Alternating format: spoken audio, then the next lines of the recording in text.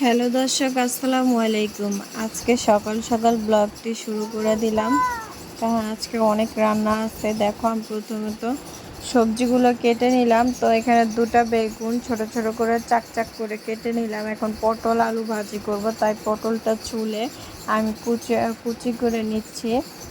হ্যাঁ, বেগুনের পানিতে আমি পটলটা ভিজিয়ে রাখলাম, কারণ ওইটাতে পানি আছে।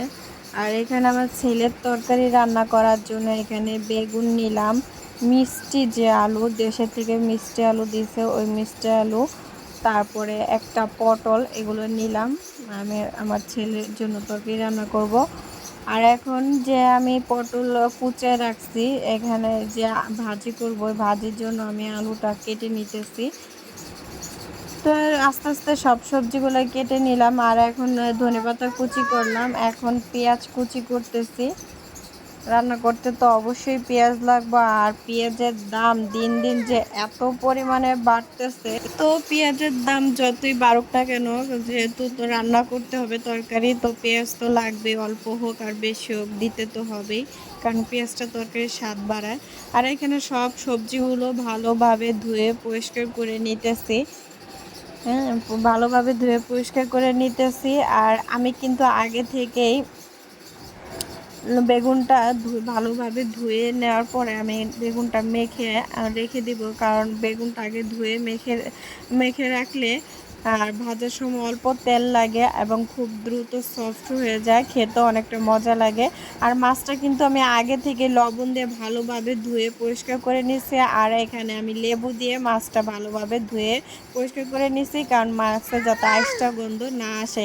তো মাছটা ধুয়ে নেওয়ার পর এখানে দেখো, আমি কিন্তু হলুদ মরিচ লবণ এগুলো দিয়ে মাছটা মেখে নিয়েছি। আর সেম উপকরণ দিয়ে আমি বেগুনটাও কিন্তু মেখে রেখে দিয়েছি, হলুদ মরিচ লবণ দিয়ে। তো এখানে দেখো, একটা কড়াইতে তেল গরম করে নিয়ে বেগুন আর মাছ একসাথে ভেজে নিব। তোমরা ভিডিওতে দেখতে পাচ্ছ আমি সব বেগুন আর মাছটা ভেজে নিতেছি। তো আমি এখানে কড়া করে ভেজে নিব। দেখতে পাচ্ছ, এই দেখো উল্টায় দিতেছি। ভালোই ভাজা হয়েছে, একদম কমও না একদম বেশিও না। তো ভালো মোটামুটি ভাজা হয়ে গেছে। আর পাশের চুলায় আমি এখানে তেলটা গরম করে নিচ্ছি একটা কড়াইতে। এখানে পেঁয়াজ কাঁচামরিচ লবণ হলুদ একসাথে ভেজে নেওয়ার পরে এখানে যে পটল আর আলু ভাজি করব, আর এই ভাজিটা অনেক মজা হয় এভাবে করলে।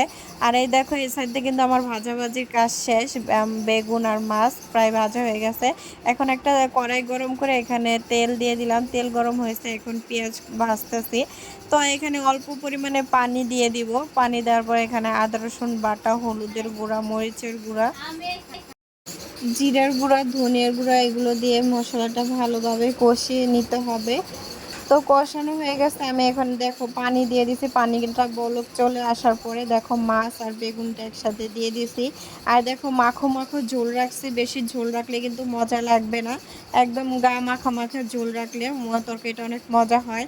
সবশেষে এখানে ধনিয়া পাতা দিছি। তোমরা ভিডিওতে দেখতে পাচ্ছ যে আমি ধনিয়া পাতা উপরে দিয়ে দেখা যাচ্ছে। এভাবে তরকারি রান্নালে অনেক অনেক মজা হয়।